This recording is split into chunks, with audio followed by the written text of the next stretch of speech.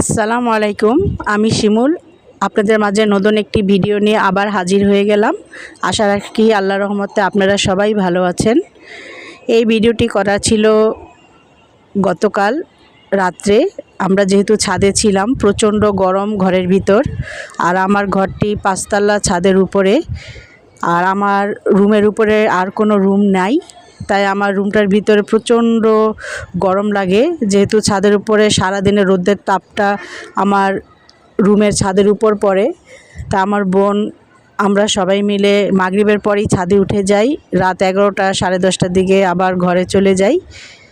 তাই ভাবলাম, যেহেতু চাঁদের আলো দেখতে খুবই ভালো লাগছে, সবাই একটু বসে গল্প করছি, ভাবলাম যে সেগুলো আপনাদের মাঝে শেয়ার করে ফেলি। আর আকাশে যে চাঁদটা উঠেছিল সেটাও ভাবলাম দেখতে আল্লাহর অপরূপ এক সৃষ্টি, সেটাও ভাবলাম আপনাদের সাথে শেয়ার করি। আর আপনাদের যাদের বেশি ভালো লেগে থাকবে আমার ভিডিওটি, আশা রাখি সবার মাঝে ভিডিওটি শেয়ার করে দিবেন। তার ভিডিওগুলো আপনারা দেখতে থাকুন, কি কি থাকছে আমার ভিডিওতে আজ।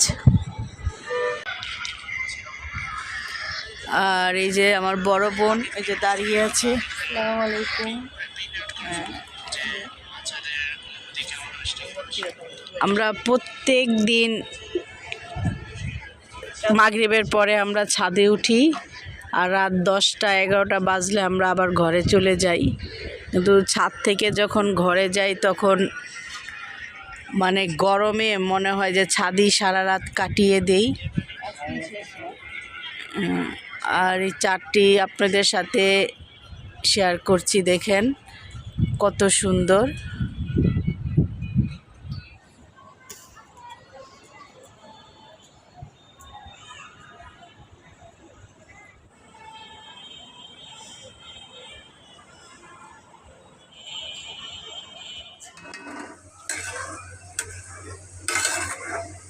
তো এখানে আমি চিংড়ি মাছ দিয়ে নারিকেল বাটা দিয়ে রান্না করছি। আমার বোনরা আজকে চলে যাবে, তাই তাদের জন্য একটু স্পেশাল কিছু রান্না করার চেষ্টা করছি।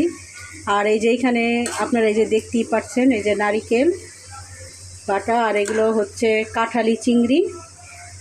তো এই নারিকেলটা আমার বোন বরিশাল থেকে নিয়ে এসেছিল, সেটা বেটে এটা রান্না করছি। এটা আমাদের বরিশালের একটি বিখ্যাত খাবার। আর এখানে আমি রোস্ট করছি। এখানে আমি পেঁয়াজ বাটা দিয়েছি, আদা বাটা দিয়েছি, এখানে আরও রোস্টের মশলা দিব, টক দই দিব, দিয়ে তারপর রোস্টটা আমি রান্না করব। এখনও পেঁয়াজটা কষাচ্ছি। এখানে যখন তেলটা উপরে উঠে যাবে তখন আমি মুরগিটা দিয়ে রান্না করব। আর এখানে আমি মুরগিটা আগে আর এই যে এখানে দেখতে পাচ্ছেন মুরগিটা আমি আগেই ফ্রাই করে নিয়েছি, তেলে ভেজে নিয়েছি। এই যে দেখতে পাচ্ছেন একটু লাল লাল হয়েছে, এই যে এরকম করে ফ্রাই করে নিয়েছি। এখানে আমি রোস্টের মশলাগুলো বেটে নিয়েছি, দিয়ে দিচ্ছি সব।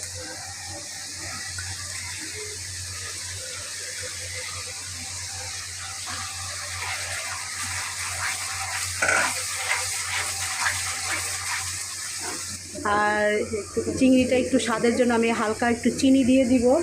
এইটার সাথে কিন্তু আমি টক দই ইউজ করেছি চিংড়িটার সাথে।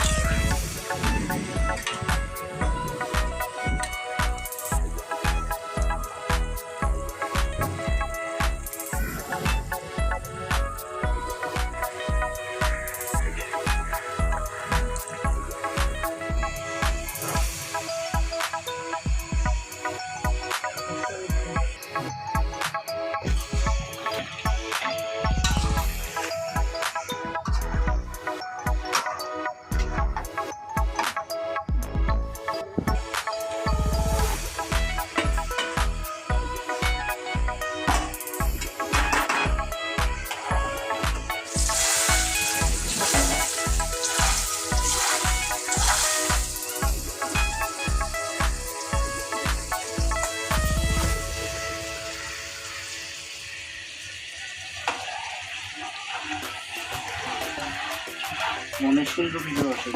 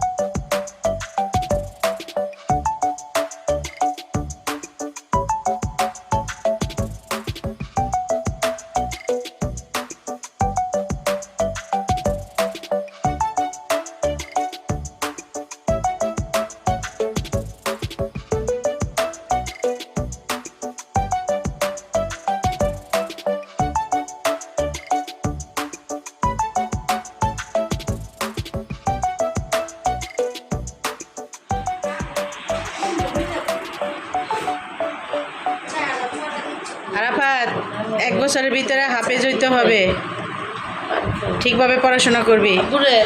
তুমি আইসক্রিম খেয়ে না দিস না, নাও। তুই আগেটা এনে দিয়ে কিনে দিস, ওই যে যাওয়ার সময় বিস্কিট টিস্কিট লাগবে। আর কত দেরিও না। বড় আপা আবার আইসেন। আচ্ছা, আপনারা ভালো থাকেন, সুস্থ থাকেন।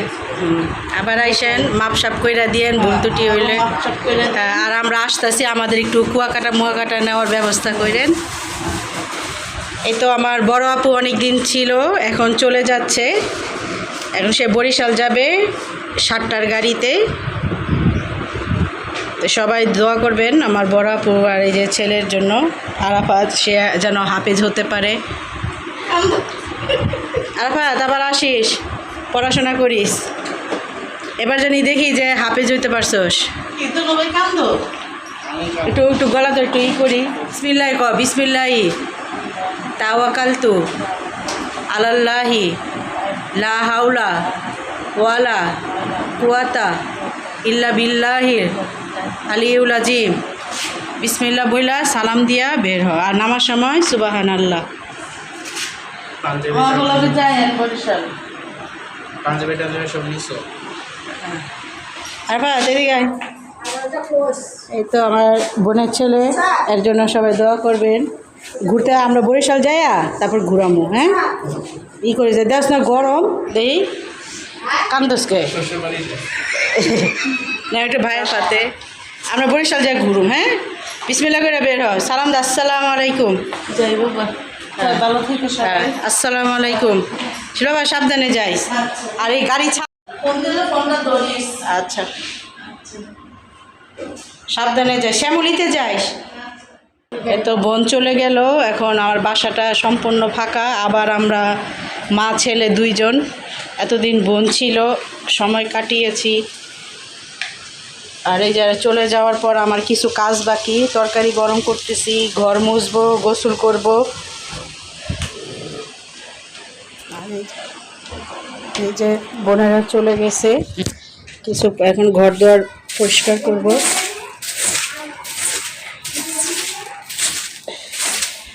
ঘর মোছা বাকি আছে, এখন টুকিটাকি যে কাজগুলো সেগুলো আমি সেরে ফেলবো। এই যে দেখতে পাচ্ছেন তাদের বিছানা করে দেওয়া হয়েছিল নিচে, যেহেতু আমার সোফার রুমে আমি খাটটা খুলে ফেলেছি, কারণ খাটটা বিছালে আমার রুমটা খুব ছোট হয়ে যায়। এই যে এগুলো এখন সব গুছাবো, বিছানার চাদর টাদর এগুলো কালকে ধুবো, আজকে আর ধুবো না যেহেতু রাত হয়ে গেছে। এখন বালিশ টালিশগুলো উঠায় রাখবো।